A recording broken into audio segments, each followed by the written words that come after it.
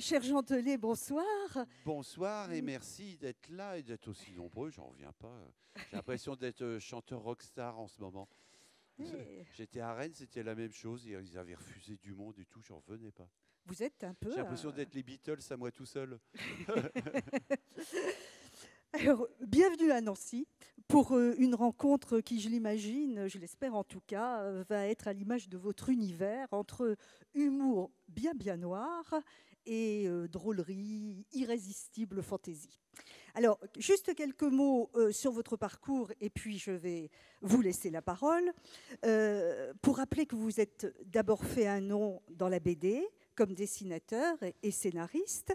Et puis juste citer Bloody Mary avec un grand Lorrain, bien sûr, Jean Vautrin, et ce magnifique album qui est aussi Jean de France et d'ailleurs.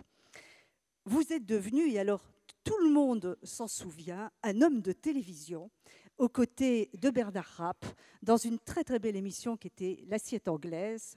Et vous étiez le chroniqueur, l'humoriste de Bernard Rapp. Et puis, acteur, cinéaste, vous avez choisi de vous consacrer depuis les années 90 à l'écriture et vous avez drôlement bien fait, car depuis, du Montespan à Charlie IX, en passant par le Magasin des Suicides et bien d'autres, puisque vous en êtes là à votre 14e roman, vous n'avez fait que des best-sellers. Et la liste continue. Vous parliez de Rennes hier, mais Rennes, c'est la Bretagne. Il y a quand même un lien avec Fleur de Tonnerre. Ici, vous voyez Le Monde. Fleur de Tonnerre est aujourd'hui déjà, quelques semaines après sa parution, deuxième dans les meilleures ventes des libraires.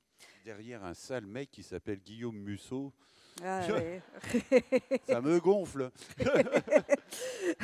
Mais Mais devant un autre qui s'appelle Marc Lévy, ça m'arrange. je vous ai vu il y a quelques semaines au Salon du Livre de Paris et c'était terrible. Il y avait sur le stand des éditions Julliard Lafon deux files d'attente. La première était pour vous, la deuxième pour Marc Lévy, et au milieu, il y avait un malheureux écrivain qui ne signait rien. Rien du tout. Et je crois d'ailleurs, on ne dira pas son nom, mais on peut dire qu'il est parti pas content. Le grand problème des salons du livre quand on est à côté de stars comme vous. Et moi, j'avais Alors, connu ça quand le premier album de bande dessinée que j'avais fait, je dédicaçais à côté de Réserve. Oh, ça, c'est euh, pas de bol. Les gens étaient couchés sur mes livres pour essayer de voir Réserve. Et bon, voilà. alors, on va parler, et je vais vous laisser parler bien sûr de votre charmante héroïne bretonne, mais avant, je voudrais que vous me confirmiez une information que j'ai entendue, et si elle est vraie, c'est une belle histoire, et elle conforte en plus l'importance des salons littéraires et des rencontres entre écrivains et lecteurs. Est-il vrai que c'est à un lecteur que vous devez d'avoir connu votre héroïne, Hélène Gégado, et donc d'avoir écrit ce livre? Eh bien oui, c'était quand je faisais la promotion de Charlie IX, le précédent roman. Et, euh, et, et tout d'abord, il y avait souvent des femmes, quand elles venaient se faire dédicacer les livres, qui me disaient: Ah, dans vos livres modernes, vous avez raconté des vies de femmes, Darling, tout ça. Mais dans les livres historiques, jamais. Ça serait bien que vous racontiez l'histoire d'une femme. Et je me disais: Mais oui, ce serait une très bonne idée. Mais alors, laquelle? Alors je cherchais, à un moment je pensais à Louise Michel, et puis j'avais lu les mémoires de Louise Michel, mais il se trouvait que peu de temps avant j'étais allé en Nouvelle-Calédonie, et en fait là-bas j'ai appris que tout ce qu'elle avait raconté dans ses mémoires était faux, quoi. Donc je me dis, ah bon, ben, ça ne m'arrange pas, et puis je cherchais un personnage historique de femme où j'aurais envie de raconter sa vie. Puis j'en étais là et de mes pensées. Et puis je vais au salon du livre de Saint-Malo qui s'appelle Étonnant Voyageur et j'étais en train de dédicacer. Et un monsieur arrive pour me demander de dédicacer un livre et il arrive avec un gâteau. Et il me dit, je vous ai apporté un gâteau. Je dis, ah bah, c'est vraiment gentil, je prends le gâteau. Un gâteau rond pour 4 personnes, très bien, bon, je prends le gâteau. Et puis il me dit, c'est le gâteau d'une empoisonneuse. Ah, aussi ça que je repousse le gâteau. Et il me dit, c'est le gâteau d'Hélène Gégado. Est-ce que vous savez qui c'est? Je dis, non. Il me dit, c'était une empoisonneuse bretonne qui vivait à la première moitié du 19e siècle. Et il m'explique qu'à Rennes, il y a une pâtisserie qui refait le même gâteau avec la même recette qu'Hélène Gégado. Mais que sur le gâteau, il y a une bande en travers où il y a écrit « Garantie sans arsenic ». Alors ça m'a fait rigoler. Et puis je continue mes dédicaces et je garde le gâteau. Et puis j'ai une maison bretonne, je retourne dans ma maison, je mange le gâteau que je trouve pas mal. Et puis le lendemain, je me dis, je vais regarder si je trouve par exemple sur Internet des choses sur cette fameuse Hélène Gégado. Et la première information que je découvre, c'est qu'elle a été guillotinée en 1852, un 26 février. Il se trouve que 26 février, c'est ma date anniversaire. Je me dis, il y a un moment, il faut écouter les signes. Les gens me disent écrire la vie d'une femme. Un monsieur m'apporte un gâteau sur une empoisonneuse. Elle a un rapport avec moi avec le 26 février. Il faut écouter les signes et je suis parti comme ça. Ah, je vous le dis tout de suite, moi je ne vous offrirai pas de gâteau parce que je vous ai entendu dire un jour que vous aviez laissé le gâteau à votre libraire et que l'idée que vous puissiez essayer d'empoisonner votre libraire, voilà. Un écrivain qui fait ça se suicide. Oui, mais quand je commençais à faire la promotion de ce livre et à partir en dédicace, je me dis, il y a un type qui m'a un jour donné un gâteau. Bon, je l'ai mangé, il était très bon. Mais si ça se trouve, là, je vais refaire des dédicaces et dans mon cauchemar, c'était ce qui se passait. Et les gens m'apportaient des gâteaux, mais ils étaient vraiment empoisonnés. Il y avait vraiment de l'arsenic dedans. Je m'étais dit, moi, si on me donne des gâteaux, j'y touche pas. Et plusieurs fois, c'est arrivé que, notamment, je ne sais plus dans quelle ville, à Quimper, je crois, un monsieur vient se faire dédicacer un livre et puis il me dit, à propos, ma femme vous a préparé un gâteau. Et il me file un gâteau pour 4 personnes. Et moi, je fais, oh, merci, tout ça. Mais je dis, le gâteau, moi, j'y touche pas. Et je l'ai laissé au libraire. Et je n'ai plus aucune nouvelle du libraire. Bon, à Nancy, Voilà. on tient à nos libraires. Donc, alors, Hélène Gégado, jolie petite fleur de tonnerre, semble être finalement record mondial des empoisonneuses. Elle est impressionnante. Mais voilà, c'est une femme qui, normalement, depuis très longtemps, aurait dû être considérée comme la star mondiale du crime. Moi, je dis souvent, on fait toute une histoire, par exemple, sur Jacques l'Éventreur. Jacques l'Éventreur, c'est quoi? C'est 8 prostituées. Voilà, 8. Landru, qu'est-ce qu'on n'a pas dit sur Landru? Landru, c'est 10 femmes. Bon. Le docteur Petiot, bon, c'est 25 juifs, etc. Tandis que ma fleur de tonnerre, elle a été accusée de 37 meurtres. Et en fait, on pense qu'elle en a tué beaucoup plus, notamment parce qu'elle a dit au bourreau, en allant à la guillotine, qui lui disait quand même 37 meurtres, il parlait entre collègues, hein, et il dit 37 meurtres, elle dit oh là là, 37 meurtres. Elle dit mais la justice n'a pas connu tous mes forfaits. J'ai porté le deuil et la désolation dans un beaucoup plus grand nombre de familles. Et on en est à peu près persuadé pour une raison simple, c'est qu'elle avait une manie, Hélène Gégado, c'est qu'à chaque fois qu'elle empoisonnait quelqu'un, elle lui prenait quelque chose. N'importe quoi, une bague, un lacet, un bout de ruban, une mèche de cheveux, et elle attachait les éléments les uns après les autres. Et elle en faisait une grande guirlande qu'elle trimballait toujours dans son bissac quand elle allait d'une maison à une autre, qu'elle avait sur son épaule, donc un sac à 2 sacoches. Et le juge d'instruction, parce qu'il se doutait qu'il ne connaissait pas tous les crimes qu'elle avait commis, ben, il a fait simple, il a déroulé la guirlande, il a compté combien il y avait d'éléments et il y en avait 60. Sans compter les mendiants. Voilà, donc on se dit qu'elle a tué forcément 60 personnes. Sauf que en Bretagne, la première moitié du 19e siècle, il y avait une tradition dans les villages et dans les villes, c'est que quand quelqu'un mourait dans une maison, la famille du défunt devait donner à manger de la nourriture aux mendiants et aux affamés qui apprenaient qu'il y avait dans telle maison, il y avait un mort. Donc dès qu'il y avait un mort dans une maison, les mendiants venaient devant la maison et les gens devaient lui donner de la nourriture. Eh bien, qu'est-ce qu'elle faisait, Hélène Gégado? Eh bien, elle leur donnait les restes. Et donc les mendiants, ils repartaient avec les restes et ils se bouffaient la soupe aux herbes ou les gâteaux qu'avait fait Hélène Gégado. Ils ont dû tous crever dans des ruelles, ce qui fait qu'on ne sait pas combien de gens elle a tués, quoi. Alors, elle a fait son premier crime en empoisonnant sa mère à 8 ans. Ça avait l'air d'une enfant très calme, toute douce, toute gentille. Comme on dit aujourd'hui en psychiatrie, le climat de son enfance était quand même lourd. La Bretagne de l'époque était terrifiante de superstition et les parents, que de terreur. Mais exactement. Et ça, elle en a parlé pas pendant son procès. Pendant son procès, elle n'a rien voulu dire. Aucune explication, rien. Mais c'est la veille de son exécution, quand il y a eu un moment, il y a un abbé qui est venu dans sa cellule, il s'appelait l'abbé Tiercelin, et puis le gardien-chef de la prison de Rennes, qui s'appelait Michel, sont venus dans sa cellule. Elle était assise sur sa couche, là, et tout d'un coup, elle s'est mise en marche, et elle s'est mise à parler. Et là, elle a raconté que quand elle était enfant, que dans la ferme misérable de ses parents d'un village qui s'appelle Plouhinec à côté de Lorient, que tous les soirs, il y avait des veillées, les fameuses veillées bretonnes. Et dans les veillées bretonnes, on raconte que des légendes bretonnes. Et alors, les légendes bretonnes, c'est des trucs de cinglés. C'est qu'avec des personnages absolument terrifiants. Des corrigans, des poules piquets, des Marie Morgane, des Catel Golet, des sirènes et tout ça. Et surtout, un personnage très célèbre en Bretagne qui s'appelle l'Ankou. Et l'Ankou, c'est l'ouvrier de la mort. Il est représenté sous forme de squelette, avec la tête qui peut tourner dans tous les sens comme une girouette pour surveiller les alentours.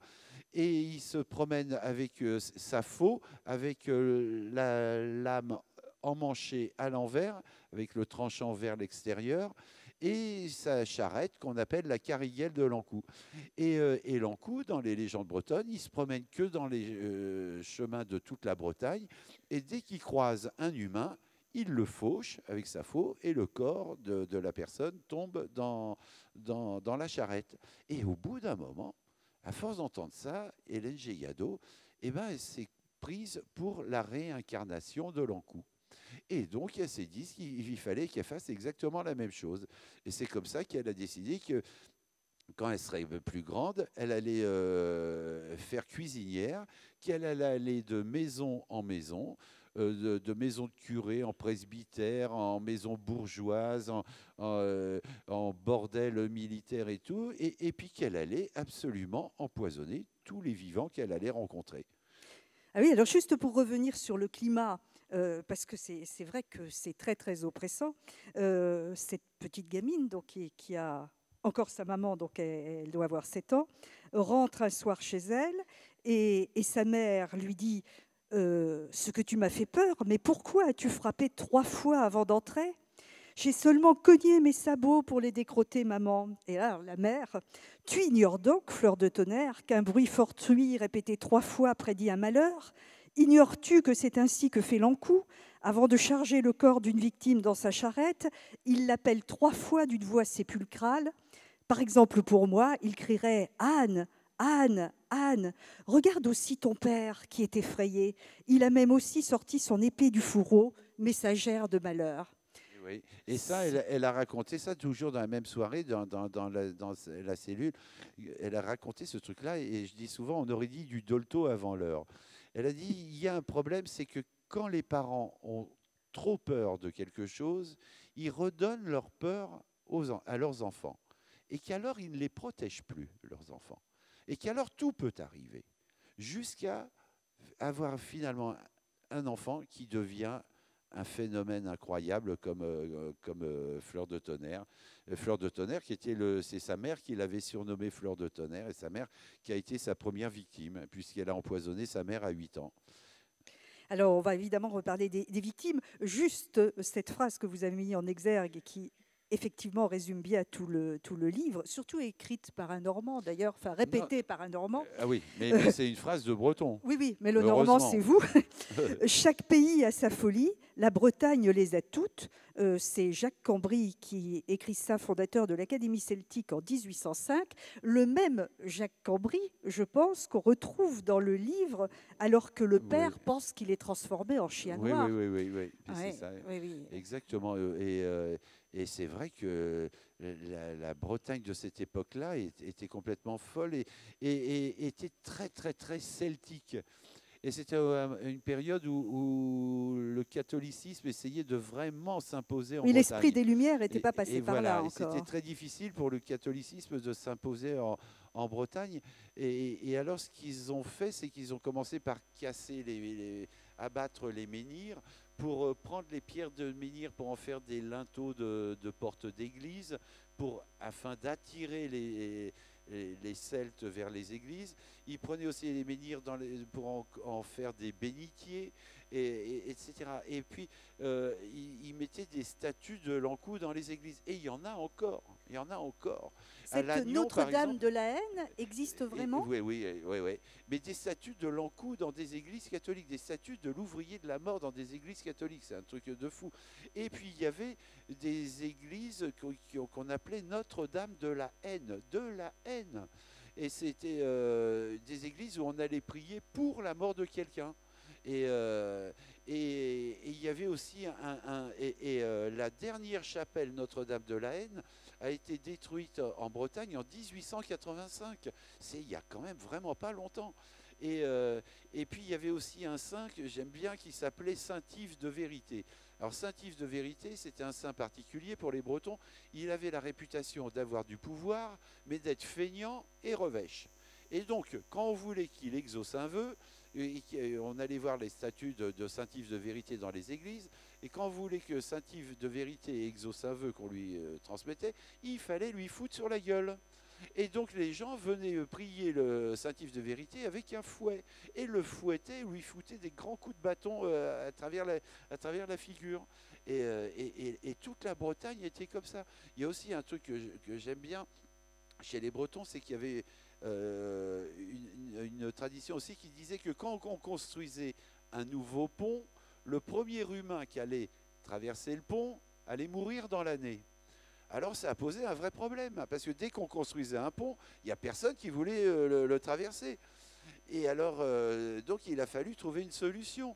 Et ils ont trouvé une solution bretonne. C'est-à-dire que quand ils sont mis à construire des ponts, ils creusaient dans une des piles du pont une niche à l'intérieur de laquelle on installait un nourrisson vivant et qu'on réemmurait. Et puis, du coup, les gens traversaient les ponts, quoi. Mais c'est horrible. Oui, et toute la Bretagne était pleine de légendes comme ça.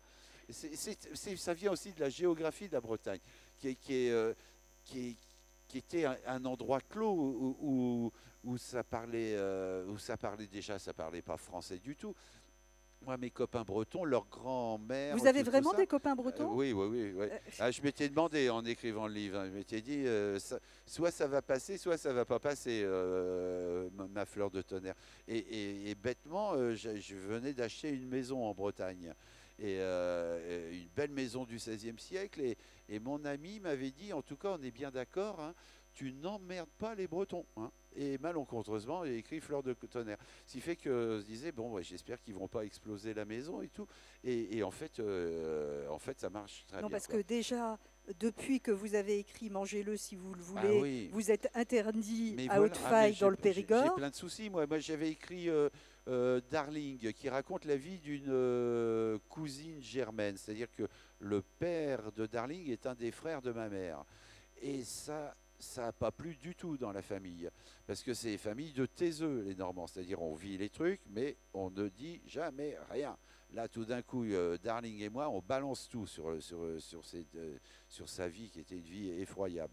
Donc du coup, maintenant, en Normandie, je ne peux plus y foutre les pieds, parce qu'il y a tous mes cousins et les oncles qui m'attendent avec le fusil de chasse. Donc la Normandie, pour moi, c'est rayé. J'ai écrit un livre qui s'appelait Mangez-le si vous voulez, qui raconte une histoire qui se passe dans le Périgord, d'un monsieur qui s'appelait Alain de Moneis, qui était un monsieur très gentil. C'est une histoire terrifiante. Une histoire vraie, hein, une histoire vraie, qui décide d'aller à la foire annuelle de ce tout petit village Haute-Faille pour deux raisons, pour essayer de trouver, acheter une génisse qu'il voulait offrir à une voisine qui avait sa vieille vache qui avait crevé, et pour essayer de trouver un couvreur qui pourrait réparer le toit d'un autre de ses voisins qui était très pauvre. Donc vraiment, le type, il va à cette foire qu'avec de bonnes raisons, hein. Il arrive à 14 heures à l'entrée de la foire. Il y a 700 personnes dans le village. Tout le monde le connaît. Tout le monde l'aime bien. 2 heures plus tard, il est mangé par la foule à l'autre bout du village. Mais mangé. Et donc, je raconte cette histoire. Et ça n'a pas plu du tout au village. Parce que c'était leurs arrière-grands-parents qui avaient fait ce coup-là, quoi.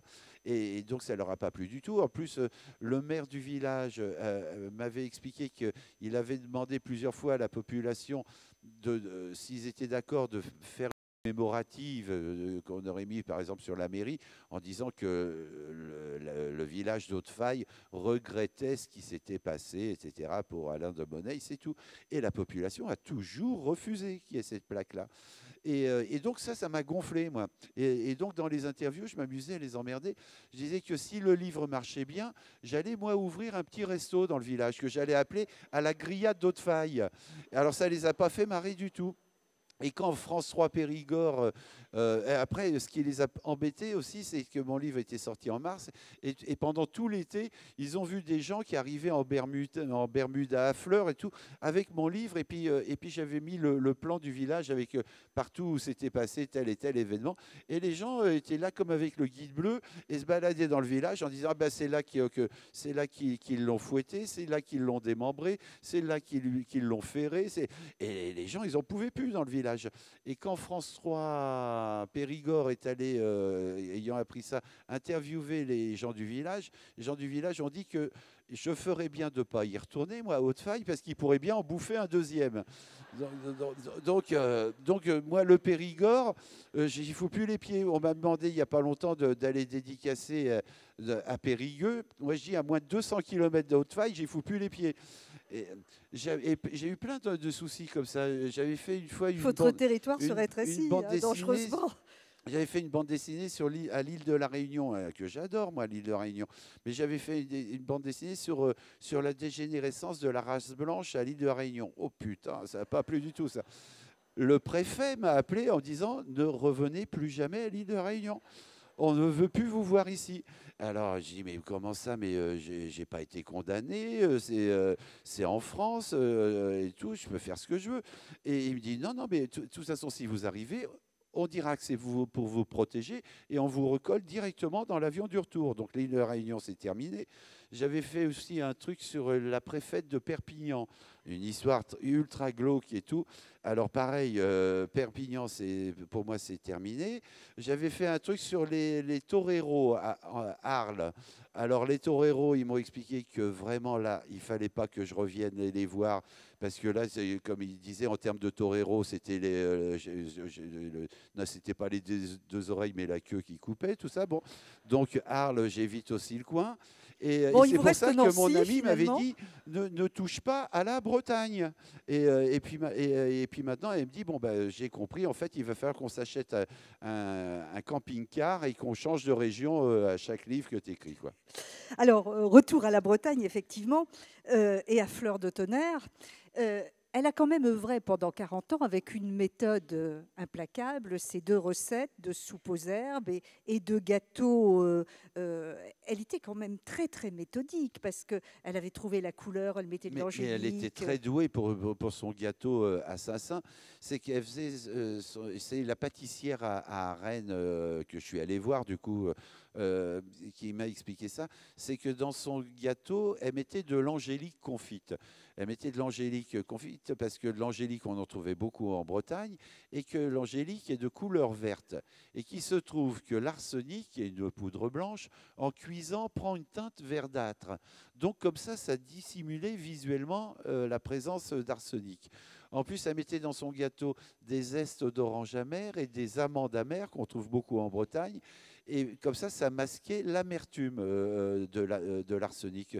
Donc elle était vraiment, vraiment pointue, elle était calée. Et comment se fait-il qu'en 40 ans, même s'il y avait peu de routes, même s'il y avait le problème de la langue bretonne, on ne se soit pas rendu compte de l'empoisonneuse qu'elle était? On ne se rendait pas compte qu'elle tuait les gens parce qu'elle ne se fâchait jamais après ses victimes. Normalement, les assassins, ils sont très en colère après quelqu'un, puis ils le tuent. Elle n'était jamais en colère après ses victimes. Il y a même des fois qu'elle les aimait beaucoup. Et que quand ils étaient morts, ben, elle avait beaucoup de peine. Mais elle les avait empoisonnés quand même. Et puis, en plus, souvent, quand elle arrivait elle s'occupait beaucoup de ses victimes, jusqu'à ce qu'ils meurent. Quand ils étaient couchés avec les maux de ventre et tout, elle leur épongeait le front, elle leur disait, allez, ça va aller mieux, reprenez un petit peu de soupe aux herbes, reprenez une petite part de gâteau. Et puis, nuit et jour, elle s'en occupait. Et puis, souvent, quand elle arrivait dans une maison, et elle empoisonnait tout le monde, ce qui fait que quand elle repartait, il n'y avait personne pour la payer. Donc, les gens se disaient, mais en plus, elle n'est même pas payée, c'est vraiment pas juste, et tout ça. Et les autopsies n'existaient pas? Et alors, si les autopsies existaient, et quand les rares fois où des médecins avaient des doutes et disaient il faudrait quand même faire des autopsies, il fallait l'autorisation de la famille. Et en Bretagne, au 19e siècle, en Basse-Bretagne, les gens refusaient systématiquement l'ouverture des corps. Donc, c'était impossible de faire des autopsies. Et en plus, les gens aussi s'étonnaient parce que il la prenait même en pitié. Il disait, c'est quand même incroyable, dès qu'elle arrive dans une maison, tout le monde meurt, sauf elle. C'est une miraculée. Et donc, il la prenait pour une sainte.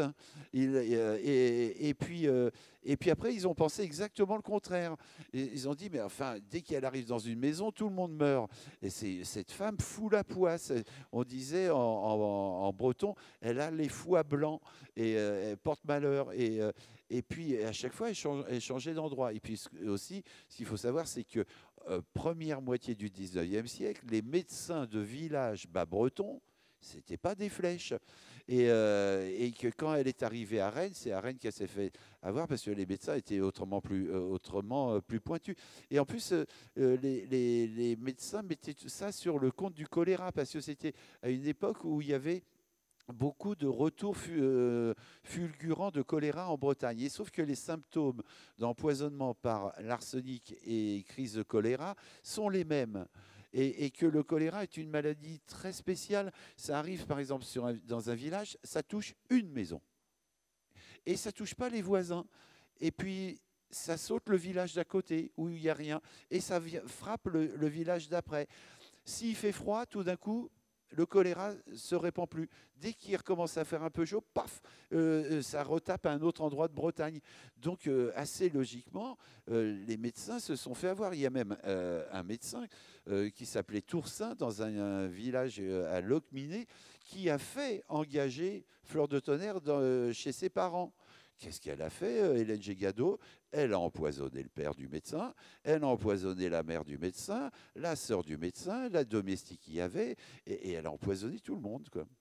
Alors, est-ce que c'est de la provocation? Mais elle s'est quand même fait employer chez un ancien juge, le dernier. Ah, ça, c'est extraordinaire, ouais. C'est d'ailleurs comme ça que... Parce qu'au bout d'un moment, elle avait quand même chaud aux fesses en Basse-Bretagne. Parce que là, il commençait à y avoir des rumeurs sur elle et tout. Donc, elle s'était dit, j'ai intérêt à dégager. Parce qu'elle agissait surtout dans le Morbihan. Et à part une petite incursion dans les Côtes d'Armor, où là, c'est le seul type qu'elle n'a pas c'est celui qui n'aimait pas la confiture. Voilà, exactement. Oui. Elle lui avait préparé préparé une confiture pour l'empoisonner. Ce con, il n'aime pas la confiture. Alors du coup, elle l'a noyé, quoi. Ouais, voilà. Mais quand, du coup, elle a voulu aller à Rennes. Et à Rennes, ce qui est extraordinaire, c'est que, et c'est absolument vrai, l'avant-dernière place où elle est allée, c'est dans un hôtel qui s'appelait l'hôtel du Penarbed. Penarbed, en breton, ça veut dire du bout du monde. Elle va au bout du monde. Ça, c'est déjà, je trouve, c'est merveilleux. Et puis la toute dernière place où elle est allée, c'est chez un monsieur qui s'appelait Bidart de Lannoy, Théophile Bidart de Lannoy, un monsieur qui plus tard allait devenir d'ailleurs député-maire de Rennes, qui était un ancien juge, professeur de droit à la faculté de Rennes, expert en affaires criminelles. Un des très rares experts en affaires criminelles qu'il y avait en France. Et elle va chez lui pour empoisonner tout le monde. Et là, effectivement, elle a empoisonné deux servantes. Elle en a loupé une qui s'est retrouvée simplement dans le coma. Et c'est en voulant empoisonner Bidart de Lannoy, on sait avec quoi, avec un ragoût de petits pois, qu'elle s'est faite choper et arrêter. Et ça m'épate parce que je me dis, pourquoi elle est allée chez lui? Parce qu'en plus, elle savait ce qu'il faisait. Et c'est elle qui a choisi la place. Me dit, est-ce que c'est une forme de suicide, genre au bout d'un moment, il faut que ça s'arrête, ou alors est-ce que c'est une provocation ultime? C'est même chez un expert en affaires criminelles, je vais tuer tout le monde. Et en tout cas, c'est là qu'elle s'est fait arrêter parce qu'il y avait 2 médecins qui s'occupaient des servantes, qui ont quand même eu des gros doutes et qui, là, autorisation ou pas de la famille, ont fait les autopsies et trouvé de l'arsenic et puis elle s'est fait arrêter. Alors, même si elle est passée un peu dans l'oubliette jusqu'à vous, parce que son procès a eu lieu. Ça, c'est pour une histoire, oui, parce que je disais tout à l'heure qu'elle aurait dû être considérée comme la star du crime. Et elle ne l'est pas pour une raison toute simple, c'est que son procès a démarré le samedi 6 décembre 1851, et qu'il se trouve que 4 jours avant, le mardi 2 décembre 1851, il y a eu le coup d'État de Napoléon III. Donc, dans toute la France, cataclysme politique et tout. Et toute l'attention était évidemment sur cet événement considérable, que son procès, du coup, a été zappé, et puis qu'ensuite, elle est passée dans les oubliettes de l'histoire, jusqu'au jour où un monsieur de Rennes arrive avec un gâteau, il me le donne, et où maintenant, vous avez réhabilité Hélène Gégado est en train de devenir une star nationale. Et d'ailleurs, quand j'étais à Rennes, pour faire des conférences, des trucs comme ça, il y a un musée à Rennes où ils ont gardé dans les réserves, c'est pas exposé, le moulage de sa tête après son exécution. Et ils l'ont sorti exprès pour moi. Et moi, j'avais dans la main la tête de ma petite Fleur de Tonnerre. Et je la regardais comme ça, puis je lui parlais et tout, je lui faisais des bisous. J'avais passé 1 an et demi avec elle, je m'y étais attaché, en fait. Et puis je lui disais, ma petite Fleur, tu as fait des grosses bêtises quand même et tout. Alors, votre petite Fleur, parce que vous avez l'air comme ça d'être un conteur, enfin vous l'êtes, mais tout est toujours très très précis chez vous. Vous êtes d'une fidélité extrême à l'histoire. Tous les morts sont dans l'ordre, bonne date et tout. Et le procès était le premier procès de droit commun où tout a été noté. Exactement. Et ça, c'était vraiment pratique pour moi. Ouais. Avec une plaidoirie étonnante. Un mec génial. Voilà, d'un avocat. Un jeune avocat de 24 ans qui avait un nom extraordinaire. Il s'appelait Magloire d'Orange. Magloire d'Orange. Et 24 ans. Et cet avocat était absolument génial. Il a commencé par dire aux jurés, vous êtes là pour juger des humains. Or, il se trouve que il y a un problème, c'est que ma cliente n'est pas une humaine. L'irresponsabilité. C'est un phénomène naturel, comme les cyclopes, comme je ne sais pas quoi, tout ça. Et elle dit, elle est en fait comme la neige, le vent, la pluie, tout ça. Et puis la nuit, le jour. Et puis il leur a dit, par exemple, je ne sais pas quoi, le mouvement des étoiles, les galaxies, les tempêtes. Qu'est-ce que vous en pensez? Est-ce qu'il faut les juger ou est-ce qu'il faut les condamner? Il faut les gracier. Vous ne pouvez pas juger. C'est pareil pour ma cliente. C'est pas une humaine. Il dit, elle vous tuerait, monsieur le président, et vous tuerait, monsieur le procureur. Moi-même qui m'évertue à lui sauver la vie, elle me ferait un petit gâteau parce qu'il faut qu'elle tue. Et Et puis il a terminé à la fin en disant aux jurés, et c'était tellement longtemps avant qu'on abolisse la peine de mort en France, et il a dit aux jurés, est-ce que vous allez hésiter longtemps entre refermer une bonne fois pour toutes la porte d'un cachot sur ma cliente qui est un fléau, ou bien est-ce que vous allez la faire conduire en place publique pour qu'un bourreau la tue pour enseigner au peuple qu'il ne faut pas tuer. Ça, c'est quand même extraordinaire. Une démarche très moderne. Ça n'a servi à rien parce qu'elle a été évidemment condamnée à mort, mais voilà. Alors, je vous ai trouvé un point commun avec Hélène Gégado. Je pense que votre maman ne va pas apprécier du tout, mais quand vous étiez enfant, il semble qu'elle vous ait raconté des histoires terrifiantes voilà, à vous aussi. Mais voilà, ça c'est ça qui m'avait plu aussi chez Hélène Gégado, parce que souvent, moi, avant, les gens me disaient, mais pourquoi vous écrivez toujours ce type de livre comme ça avec des horreurs. Des horreurs et Oui. tout. Alors que vous avez l'air sympa, a priori. Et comme oui, ça. mais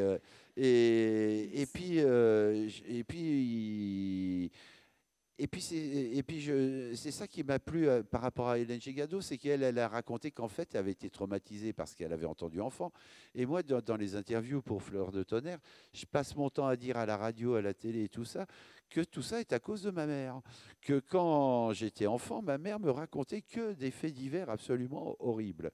Et que ça ne m'est jamais sorti de la tête, ce truc-là. En fait, l'écriture vous a peut-être sauvé. Mais voilà, j'avais deux solutions. Soit je tuais tout le monde, soit j'écrivais écriviez. des horreurs. Bon. Et alors, avec ma petite Hélène, on a choisi deux options différentes. Et alors, ma mère, alors là, elle est fâchée, absolument fâchée. Et elle ne veut plus me parler. Quand je l'appelle, elle me raccroche au nez. Et par exemple, elle habite à Arcueil, en banlieue parisienne, dans une HLM où où j'ai passé toute mon enfance. Et j'ai accepté d'aller faire une séance de dédicace à Arcueil demain, uniquement parce que je me disais, mais comme ça, je vais pouvoir déjeuner avec ma mère et tout. Et ben, dis donc, hier, quand je l'ai appelée, elle m'a dit, je veux pas manger avec toi. Alors moi, je vais m'emmerder à aller faire la dédicace à Arcueil. Apportez-lui un gâteau. Mais voilà. Oui, mais de votre part. Hein. Alors, puisqu'on parle de votre maman, je surveille l'heure parce que je sais que vous devez reprendre le dernier TGV de ce soir, donc j'ai promis de tenir les horaires.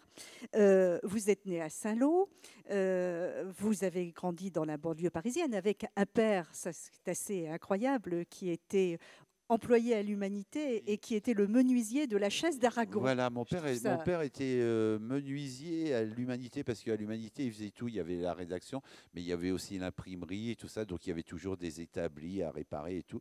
Et il y avait notamment le bureau de Louis Aragon. Et Louis Aragon avait une manie, il voulait toujours écrire sur la même chaise, qui était une chaise toute pourrie, toute mal foutue et tout, et qui souvent se déboîtait et tout ça. Et donc, il disait, il faisait appeler mon père pour qu'il répare sa chaise. Et mon père, il disait, bah oui, mais dès que vous serez sorti du bureau, je réparerai votre chaise. Il dit, non, il faut la réparer maintenant. Il dit, bah oui, mais à un moment, il faut que vous vous leviez et tout. Et ils disent, non, il faut réparer la chaise maintenant. Et j'ai des trucs à écrire. Là, je suis en train d'écrire des poèmes et tout. Et alors, mon père me racontait qu'il était sous la chaise d'Aragon pendant qu'il écrivait et qu'avec des fils de fer, tout ça, il rafistolait la chaise d'Aragon pendant qu'il écrivait. Moi qui, dès l'adolescence, a eu une passion totale pour Aragon, quand mon père m'a raconté ça, j'ai dit, mais putain, il écrivait quoi et il me dit, bah, j'ai pas regardé. J'ai dit, mais quand tu te levais, t'as jamais regardé par-dessus son épaule quel poème ou chez quel truc? Et il dit, bah non, bien sûr que non et tout. Et ça, je trouvais ça incroyable que mon père ait jamais eu la curiosité de regarder ce qu'écrivait Aragon. Et moi, j'aime bien me dire que je suis le fils du menuisier qui réparait la chaise d'Aragon. Voilà. Ah oui. Alors, dans les anecdotes, vous avez été à l'école avec un autre dessinateur, d'une certaine façon, qui est Jean-Paul Gaultier. Et puis, vous vous êtes mis à dessiner sur l'arrière des tracts. Oui, c'est ça. De l'Humanité, en fait. Exactement. C'est comme ça que vous êtes devenu dessinateur. Moi, je suis né en 53, donc dans les années 60-61, j'avais 7-8 ans.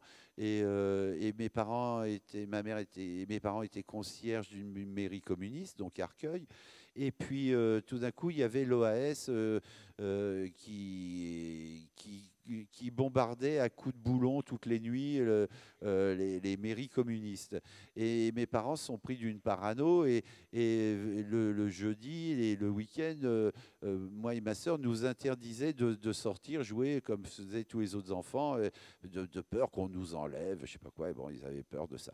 Et alors, moi je m'emmerdais toute la journée, tous les jeudis et tout. Et comme mes parents étaient très militants, ils avaient plein de tracts, des piles de tracts sur lesquels il y avait écrit non à l'OAS, etc. Le fascisme ne passera pas et tout. Bon. Et puis ces tracts étaient imprimés d'un côté, mais ils étaient vierges de l'autre. Donc assez vite, je me suis rendu compte qu'ils étaient vierges de l'autre, donc j'y retourné. Puis comme il y avait des crayons, j'ai commencé à dessiner des chevaux, des n'importe quoi, des fleurs, des trucs. Et puis je me suis aperçu que ça me plaisait beaucoup de dessiner. Et c'est comme ça que je suis après devenu dessinateur. Et je me dis, heureusement qu'il y a eu l'OS. Oui. Et bon. on ne le dit pas assez. Alors, je relève une citation que j'ai lue de vous. J'ai fait de la BD sans le vouloir, de la télévision sans le désirer. Je suis devenu écrivain sans l'avoir choisi non plus. Finalement, j'ai presque 60 ans et je n'ai jamais choisi de métier. Mais c'est vrai, c'est assez curieux comme vie. Vous êtes toujours disponible Mais pour oui, le... à chaque fois, j'ai eu de la chance. À l'école, j'étais un très mauvais élève.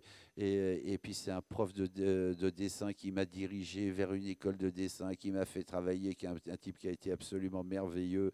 Et moi qui avais détesté l'école, ce prof-là m'a vraiment sauvé la vie. Plus tard, c'est un dessinateur de bande à Arcueil, toujours à Arcueil, là où je vais aller dédicacer demain sans pouvoir déjeuner avec ma mère. Il y avait une papeterie et à force d'aller dans cette papeterie, j'étais devenu copain avec la papetière qui m'invitait des fois chez elle et tout pour déjeuner, tout ça.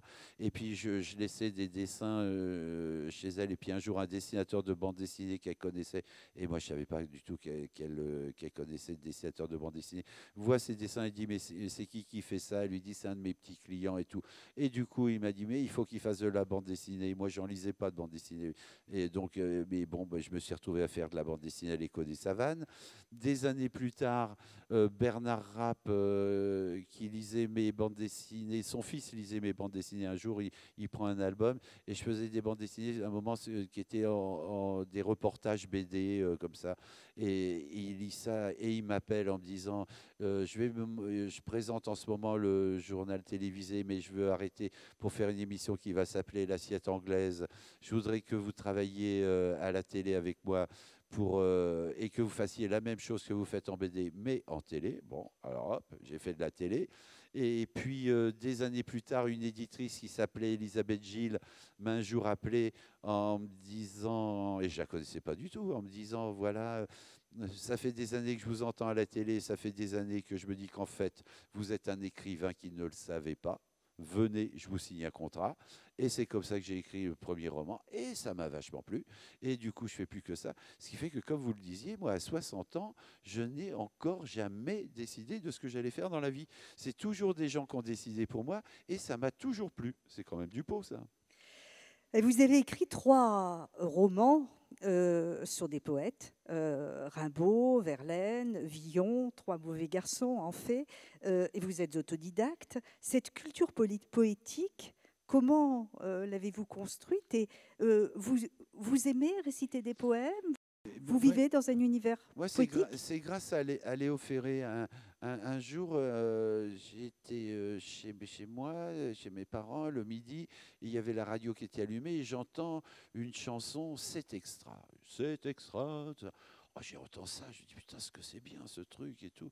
Et en retournant à l'école, je croise un copain avec qui on retourne à l'école, puis je lui dis, oh putain, dis donc, tout à l'heure, j'ai entendu à la radio un nouveau chanteur qui s'appelle Léo Ferré. Putain, c'est vachement bien, c'est beau comme tout ce qui chante et tout. Et il me dit, oh là là, c'est pas du tout un nouveau chanteur, c'est un vieux chanteur et tout. Mon grand frère, il aime ce qu'il chante et tout, il a des disques de lui, je vais t'en apporter. Et il me file un disque, mais sans le... C'était les 33 tours. Il m'avait juste apporté le disque et il avait laissé la pochette pour que son frère se rende pas compte qu'il avait piqué le disque. Et il me file le disque et j'écoute ça. Et j'en reviens pas de ce que j'entends. Mais ça me troue le cœur. Je trouve ça extraordinairement beau. Les mots, les phrases, mais j'étais sidéré. Et après, en regardant sur le rond central qu'il y avait sur les 33 tours, je vois que en fait, les paroles n'étaient pas du tout de Léo Ferré, mais qu'elles étaient d'un type qui s'appelait Arthur Rimbaud et d'un autre qui s'appelait Paul Verlaine. Et c'est comme ça que j'ai découvert Rimbaud et Verlaine. Et je suis tombé, mais en amour total pour ces deux poètes. Et puis c'est comme ça après que j'ai découvert aussi Villon. Et j'aimais bien, j'avais rencontré une fois Léo Ferré juste avant sa mort, où je lui avais raconté ça, pour moi il avait servi de passeur, il m'avait emmené à la poésie grâce à ses chansons, grâce à ces deux disques-là. Et longtemps plus tard, quand moi je commençais à écrire des romans, je m'étais dit que j'aimerais bien faire le même boulot de passeur. Et donc c'est pour ça que moi j'avais décidé d'écrire un roman autour du personnage de Rimbaud, un sur le dernier automne de Verlaine et un autre sur la vie de Villon pour faire pareil. Et ce qui a été le cas, parce que souvent après moi j'ai rencontré des jeunes gens qui m'ont dit que comme ils aimaient plutôt bien mes livres et qu'ils avaient, et du coup, ils ont acheté de confiance Rimbaud pour Rimbaud, Auverlaine et Geoffroy Villon, et qu'eux aussi, du coup, ils avaient vachement aimé et découvert ces poètes-là. Et Oui, moi, ma d'autant plus fierté, qu'il y a c'est... beaucoup de poèmes des trois auteurs que vous citez dans les Ah livres, bien sûr, ben oui, parce ce que qui donne envie de eh lire ben oui, toute l'œuvre. le but c'était d'emmener les gens à ça. Et là où j'étais très fier, moi, c'était notamment pour Geoffroy Villon, où l'éditeur de poche qui publie Villon disait que après la sortie de mon roman, jamais ils avaient vendu autant de recueils de poésie de Villon, et pareil pour Verlaine et tout. Et alors là, je me dis bon bah c'est super, j'ai fait mon boulot, c'est bien ça. Et est-ce que c'est une légende ou est-ce que c'est la vérité qu'au bout du troisième livre, donc c'était Villon, le troisième, votre éditeur vous a dit il faut continuer à écrire des livres sur les poètes, Oui, sinon ça serait un suicide. mais ouais. Et Et voilà. Parce qu'après, ouais, les gens me disaient, après Villon, bon, alors c'est qui le prochain? C'est Baudelaire, c'est Desnos, c'est Bidule, c'est machin et tout, c'est Aragon. Et moi, je me disais, mais je vais pas me taper tout le dictionnaire mondial de la poésie, moi. Je dis ça à mon éditeur. Il me dit, ah bah si tu arrêtes de faire ça, parce que c'était mes premiers livres qui marchaient très bien. Il dit, là, c'est vraiment, là, c'est une forme de suicide. Et je lui dis, c'est du suicide? Bah tiens, je vais écrire un livre, il va s'appeler Le Magasin des suicides. Alors il me dit, ah bah là, on peut vraiment rien te dire et tout. Et puis il me dit, mais non, mais c'est une très mauvaise idée que tu as et tout. Il me dit, tu veux mettre le mot suicide sur une couverture de livre. S'il y a un mot qui n'est pas attirant, c'est bien le mot suicide et tout. Mais en même temps, comme c'est un éditeur formidable, il me dit, mais si c'est ce que tu as envie, fais-le. Il dit, ce livre ne marchera pas du tout. Mais bon, bah, vas-y, je te suis et tout. Et j'ai écrit Le Magasin des suicides qui a marché, mais alors le feu de Dieu. traduit en 20 langues. Oui, oui, traduit partout. Joué, il y a une quinzaine d'adaptations dans le monde en pièces de théâtre. C'est que des adaptations Patrice différentes. Lecomte, Il y a, en film voilà, d'animation. il y a Patrice Lecomte qui en a fait un film. Il y a une dessinatrice américaine qui en a fait une bande dessinée. C'est joué au théâtre que dans des adaptations différentes en Belgique, en Suisse, en Italie, Espagne, Portugal. En Espagne, l'adaptation est interdite aux moins de 16 ans. Je ne sais même pas comment. Je savais même pas qu'une pièce de théâtre pouvait être interdite aux moins de 16 ans. Donc, je ne sais pas s'ils en ont fait une version porno, je ne sais pas du tout. En Chine, ils ont démarré l'année dernière, au mois de mai, une tournée de 5 ans en Chine. Et là, en ce moment, en Corée du Sud, ça joue dans le plus grand théâtre de Séoul. Il y a une adaptation brésilienne. Enfin, c'est n'importe quoi et c'est rigolo, ça. Alors, Il y a même une styliste néerlandaise qui a fait le bijou Magasin des suicides. Alors ça, c'est formidable. Elle a fait une double bague avec les anneaux qui tiennent les deux doigts, et entre les deux doigts, une petite seringue. Et où on est censé mettre un poison dedans. Et si vous écartez les doigts en signe de V de victoire, ça fait enfoncer l'aiguille entre les doigts et vous êtes mort. Et donc, je me dis qu'il y a même la bague du Magasin des suicides, c'est vraiment bien. Les produits dérivés de Gentelet. Et oui, on compte faire un parc d'attractions, comme dans le livre. Parmi vos héros inattendus, il y en a un, moi, que j'aime beaucoup, qui est peut-être un peu moins saignant, entre guillemets, que les autres. C'est évidemment le marquis de Montespan. Comment est-ce que vous avez eu l'idée d'écrire sur cet homme qui est quand même le Mm. plus grand cocu de l'histoire, Ouais. quoi? J'étais chez des copains, il y avait une revue d'histoire, genre Historien, un truc comme ça. Et j'étais venu pour le dîner, il y avait une table basse et puis il y avait la revue. Puis je la feuillette et tout. Et puis sur une page, je vois un tout petit encadré où il y avait écrit le marquis de Montespan, le plus célèbre cocu de l'histoire de France. Et où en 4-5 lignes, il racontait que le Montespan, quand il avait su que sa femme devenait la maîtresse de Louis XIV, avait décidé de repeindre son carrosse en noir et de faire dresser sur son carrosse d'énormes ramures de cerf pour montrer à tous qu'il était cocu et que ça ne lui plaisait pas du tout. Oh, moi je me suis dit, il est marrant ce mec, hein. Il a du panache, hein. Oui, et j'ai commencé à chercher des trucs sur lui et il m'a vachement plu. Et tout comme on dit d'habitude toujours la Montespan, c'est pour ça que moi j'ai voulu que ce livre s'appelle Le Montespan. Et c'est quand même un mari qui a été emmerdé toute sa vie par sa femme quand même et qui l'a tellement aimé que au moment de mourir, les derniers mots qu'il a dit, ça a été évidemment à propos de sa femme. Il est mort en disant d'elle: je ne réclame que la gloire de l'avoir aimée. Un mari qui a que ça à dire de sa femme au moment de mourir, c'est la classe absolue. Et en plus, dans son testament, il lui demande de remettre son portrait dans sa chambre quand le roi n'y rentrerait plus. Exactement, ouais. Et puis il a eu plein d'idées marrantes. À un moment aussi, il a voulu filer la ch'touille à Louis XIV. Et alors, il est allé voir toutes les prostituées les plus pourries de Paris en espérant de choper tout ce qu'il pouvait comme syphilis. Et après, Tout ça est véridique, ben oui, historique. et après, essayer de baiser sa femme pour qu'après sa femme refile la ch'touille à Louis XIV. Et ça a loupé. Et alors, à un moment, il s'est dit, il voulait absolument se venger. Il s'est dit, de quoi? Le roi baise ma femme, je vais baiser la sienne. Et il a réussi à rentrer à Versailles. Mais à Versailles, on pouvait beaucoup plus circuler qu'on imaginait. Et a réussi à rentrer dans la chambre de la femme de Louis XIV, qui était donc la cousine germaine de Louis XIV. Et ce n'était pas du tout un mariage d'amour. Et je ne sais même plus son Marie-Thérèse, je crois qu'elle s'appelait. C'est ça, hein, c'est Marie-Thérèse. Et était vraiment, vraiment pas belle, hein. C'était vraiment un boudin. Et quand il est arrivé dans la chambre et qu'il l'a vue, là, il s'est dit que vraiment, vraiment, vraiment, c'était compliqué d'y aller et tout. Et il a dit que c'était la seule fois de sa vie qu'il comprenait Louis XIV, de préférer sa femme à lui à la sienne, parce que vraiment, elle n'était pas terrible. Et tout le monde s'en est pris après lui. Même Molière, on en fait toujours un héros. Et Molière, il faisait physiquement, il tendait physiquement le lit de Louis XIV. Et il a écrit une pièce qui s'appelle Amphitryon. Amphitryon, ça raconte quoi? Ça raconte l'histoire d'Amphitryon qui va à la guerre.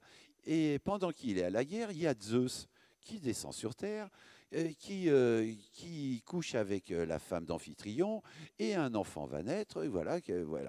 Et quand Amphitryon revient, il apprend ça, et il fait la gueule, Amphitryon. Et la morale de la pièce, c'est: quand c'est Jupiter qui te pique ta femme, tu fermes ta gueule. Montespan, il a dit, moi, je ne fermerai jamais ma gueule. Et là, il l'a emmerdé tout le temps. N'importe qui d'autre aurait voulu emmerder comme ça Louis XIV, ça n'aurait pas pris 5 minutes aussi sec, il était mort.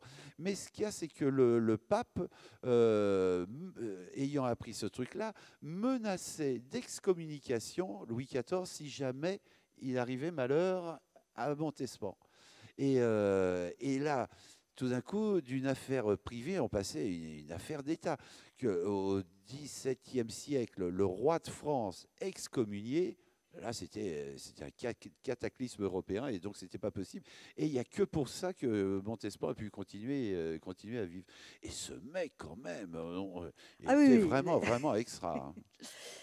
Alors, la plupart de vos romans sont adaptés, vous l'avez dit, au théâtre, en BD, au cinéma. Votre compagne, Miu Miu, a même tourné dans le dernier, qui est Arrêtez-moi. Arrêtez-moi, adapté des lois de la Adapté d'un gravité. livre qui s'appelait Les lois de la Ouais. gravité. Ouais. Vous avez imaginé déjà un rôle pour elle ou ça a été le Je hasard? me dis, non, mais en même temps, je me disais, j'aimerais bien qu'un jour, elle joue dans un truc qui serait adapté d'un de mes livres. Et le hasard a fini que c'est arrivé. Et moi, maintenant, j'aimerais bien lui écrire une pièce de théâtre, mais ça me fout les jetons, mais j'aimerais bien Alors, ça. on reste quelques instants sur Miu Miu parce que vous êtes à Nancy aujourd'hui et que c'est quand même à un Meurthe-et-Moselle que vous devez votre rencontre. Ça mérite que vous la racontiez. Elle est quand même assez Oui, extraordinaire. C'est Jean-Pierre Coff oui, oui, qui vous a oui. fait vous rencontrer. Il est né à Lunéville, il est comme chez lui à Nancy. Voilà, et moi, en fait, pour raconter en gros, je me suis marié à 19 ans et j'étais veuf à 45 ans. Et puis, il y avait eu un tas de problèmes et tout, ça m'avait vraiment foutu un coup. Et puis, je faisais de la télé, et puis là, tout d'un coup, faire des interviews de Sylvie Vartan, tout ça, tout me paraissait dérisoire et tout. Et puis, je décide d'arrêter la télé. Et puis, il y avait des problèmes d'héritage, de machin, tout ça. J'avais une petite maison qu'il fallait que je revende dans l'Eure-et-Loire et tout. Bon. Et puis, il y avait Coff qui avait une maison pas très loin de chez moi et qui venait me voir et puis qui me disait, allez, il faut que tu te remontes, il faut que tu revoies des gens, il faut que tu retournes dans la vie et tout. Et puis, il me dit, bah, tiens, viens déjeuner samedi prochain à la maison. J'ai invité une copine et tout. Bon, alors bon, il me dit pas qui est la copine. J'arrive dans la maison en question. Et je vois une dame que je ne reconnais pas. Je lui dis bonjour madame. Et c'était Miu Miu. Et on ne s'est plus jamais quitté. Miu Miu, dont vous aviez dit qu'elle était la femme de votre Mais vie oui, au moment des mais valseuses. oui, en plus, mes copains, ça les a fait rigoler. Parce que moi, quand j'étais sorti du film Les Valseuses, quand j'avais une vingtaine d'années, ce film, pour moi, avait été une bombe atomique. Et moi, je disais à tous mes potes, de toute façon, moi, c'est pas compliqué. La femme de ma vie, c'est la gonzesse des valseuses. En me disant que c'était impossible un jour la rencontrer, quoi. Et ben, c'est comme s'il y avait un bon Dieu. Et puis voilà. Ok, c'est une conclusion de votre part intéressante. J'ai dit comme si. Oui, mais j'ai lu, et ça va être quasiment notre conclusion, avant que je vous soumette, comme tous les invités, au questionnaire de pivot, j'ai vu que l'écriture vous rendait malade et que vous aviez quasiment une pathologie par livre. Mais oui, quand j'ai écrit La vie de Darling, pour ceux qui l'ont lu, vous devez le Mm. comprendre. Moi, je l'ai fini sous anxiolytique, hein, ce livre. C'est elle qui m'appelait et quand je lui racontais dans quel état j'étais, elle me disait, mais allez, Jeannot, faut que tu te remontes. Il faut que je me remonte. T'as vu ta vie de merde aussi et tout. Et en tout cas, j'ai fini sous anxiolytique. Je ne vais pas vous demander dans quel état vous a mis Fleur de Tonnerre. Eh ben, quand j'ai écrit Mangez-le si vous voulez, l'histoire du mec qui se fait massacrer par une foule, j'ai été tout le temps chez le chiropracteur qui me remettait les os en place, j'avais l'impression d'être mâché. Là, j'ai écrit Fleur de Tonnerre, tous les gens qui rencontrent finissent par se tenir le ventre et en crèvent. Moi, j'ai écrit le livre et au bout d'un moment, putain, j'ai mal au ventre. Et puis de plus en plus mal au ventre au fur et à mesure que j'avançais dans le livre. Je me dis, ça y est, je me suis chopé 12 cancers et tout. Et alors je vais voir un proctologue. Alors une visite chez le proctologue, pour ceux qui ne connaissent pas, c'est assez sympa. Vous arrivez chez un monsieur, vous ne l'avez jamais vu, lui serrez la main, C'est lui bon. dites bonjour. Ouais, voilà. On ne peut Voilà, pas conclure là-dessus. voilà. En tout cas, il m'a fait une ordonnance. C'est l'ordonnance la plus géniale que j'ai eue. Docteur Paufilet, proctologue et tout. Et il savait ce que j'étais en train d'écrire. Et sur l'ordonnance, il m'a écrit l'empoisonneuse doit disparaître. Parce qu'il m'a dit qu'en fait, j'avais rien du tout. Oui, vous n'avez Après, pas une envie coloscopie. d'écrire Alors, pour ceux qui ne connaissent pas la coloscopie, Vous n'avez pas envie d'écrire un livre positif et alors, léger? mais si, alors justement, là, je me dis que le prochain livre, faut que je trouve faut que je fasse gaffe aux médecins que je vais devoir rencontrer, quoi. Voilà. Je sais que vous avez 2 bureaux. Ça semble tellement loin de vous, d'ailleurs, parce qu'on vous imagine dans la fantaisie et aussi pour écrire. Pas du tout. Vous avez 2 bureaux strictement identiques à Paris et en Exactement. Oui, oui. Bretagne. Ils sont disposés tout pareil. C'est le même bureau. C'est-à-dire que moi, j'ai écrit dans un truc à angle droit. J'écris au crayon à papier d'un côté, puis dès que je bloque, je fais un quart de tour et je tape sur l'ordi. Puis j'ai l'imprimante ici, et puis je raccroche le truc là, dans le mur et tout. Et j'ai cette mécanique. Et je ne voulais pas avoir 2 bureaux différents. D'être par exemple en Bretagne, et puis, ah merde, l'imprimante, elle n'est plus là, elle est là.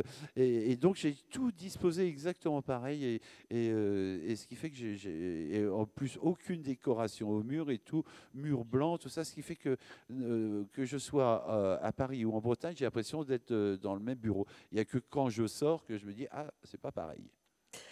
Voilà, alors Jean Telet, merci beaucoup de Merci cette à vous. rencontre. Vous le retrouverez demain soir à la Grande Librairie, l'émission de François Brunel sur la 5, en direct.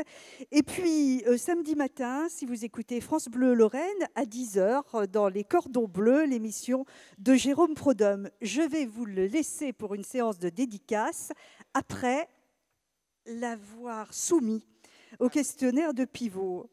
Jean, votre mot préféré? Bonjour. Je trouve que c'est bien ça. Bonjour. C'est aller vers quelqu'un. Et le mot que vous détestez? Merde. J'aime pas ce mot. Mais vous le dites souvent pourtant. Hein.